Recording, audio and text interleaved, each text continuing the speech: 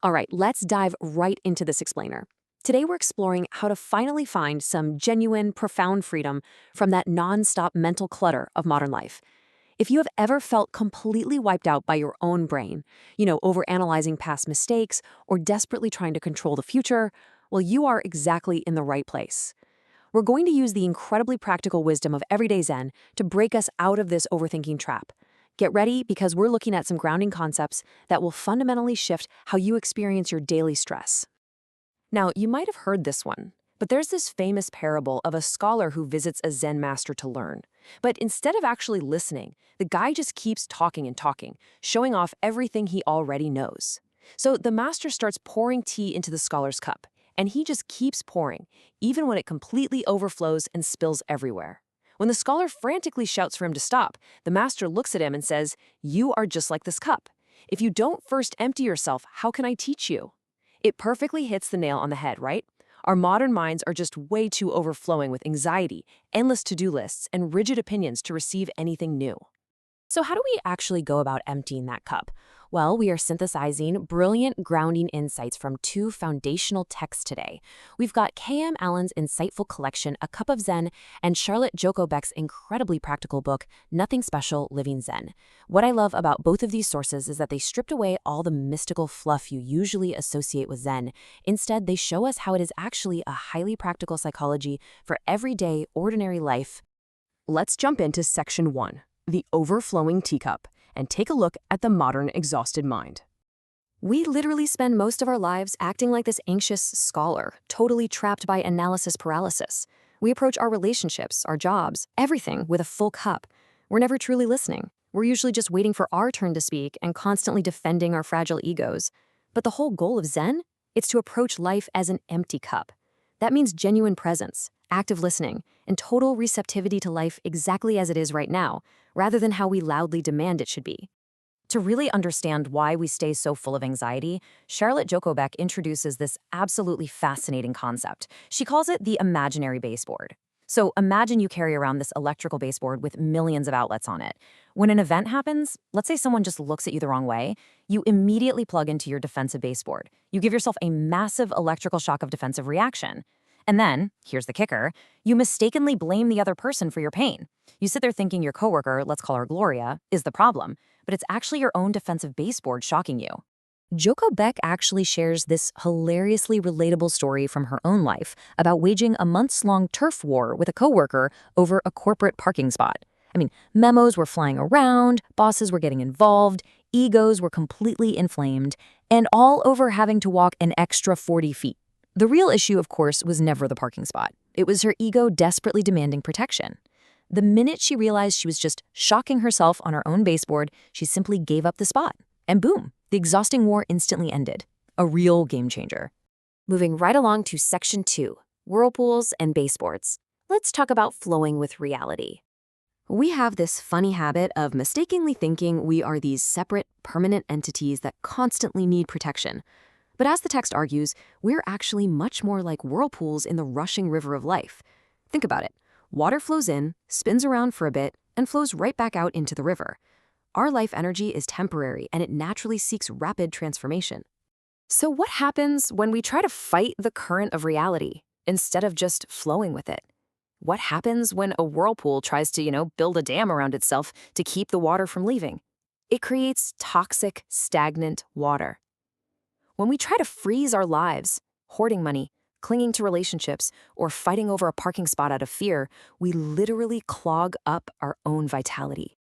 To understand our reactions when we struggle against this river, A Cup of Zen introduces this great psychological cast of archetypes.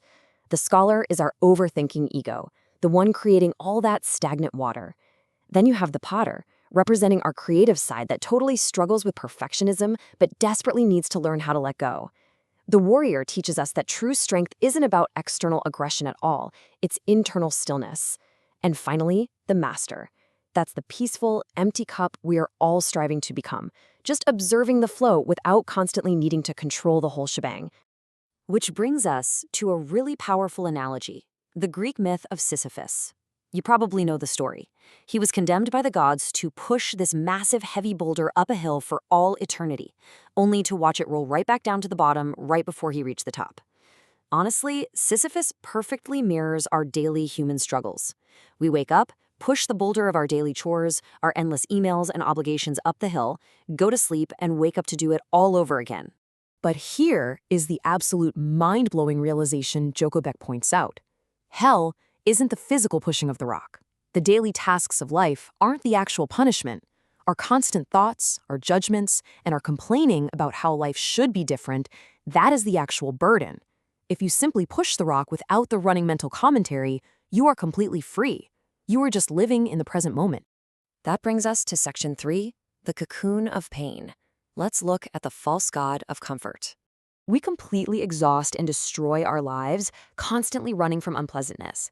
We drink, we scroll endlessly on our phones, we overwork, all to worship this false god of comfort. But think about a caterpillar entering a cocoon. For it to actually transform into a butterfly, it doesn't seek pleasure. It has to sit in a dark, restrictive, totally uncomfortable cocoon. What we really need is to stop fleeing from our pain and just sit quietly in the uncomfortable mess of reality sometimes. That is literally the only way true transformation happens. And this completely shifts how we approach our relationships too. We usually try so hard to project this perfect, happy image to our partners, but genuine intimacy, it doesn't come from protecting an image or just having fun on dates. It comes from bravely sharing our deepest vulnerabilities and fears. It's about letting someone else actually see the cracks in your armor. Which leads us beautifully into section 4, kintsugi and golden repairs. So instead of running from our pain, what do we do? The answer lies in the breathtaking Japanese concept of kintsugi. It's the art of repairing broken pottery with actual golden lacquer. Instead of throwing the broken bowl away or trying to hide the cracks, the repair highlights them with gold. This is absolutely crucial because it shows us that our past mistakes, our traumas, and our anxieties are not things to be ashamed of. They are the exact elements that make us beautifully unique and whole. You don't need to be perfect, you just need to allow yourself to be whole. Finally, we arrive at section 5, the art of nothing special, and getting back to everyday, ordinary life. This all really boils down to Wu Wei, the practice of effortless action. Think back to the whirlpool and the river. By embracing Wu Wei, we stop worshiping that false god of striving and forcing outcomes. We stop building those toxic dams. Instead, we find success and peace by simply doing the next right thing, without resistance. It's definitely not laziness, it is perfectly aligning your actions with a natural current of reality. As you can see, mature practice requires a fundamental shift in our perspective. When we start out, our goal is usually personal gain. We want comfort, control, serenity. It's completely self-centered.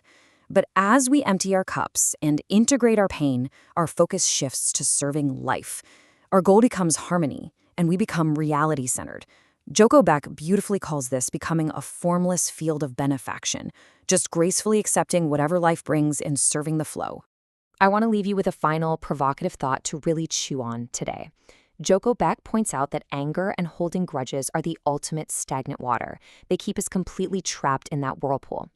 So, who is it that you literally cannot forgive? And what would happen to that heavy boulder you carry, your daily burden, if you finally let go of the baseboard and just flowed with the current? Try emptying your cup today and simply see what happens next.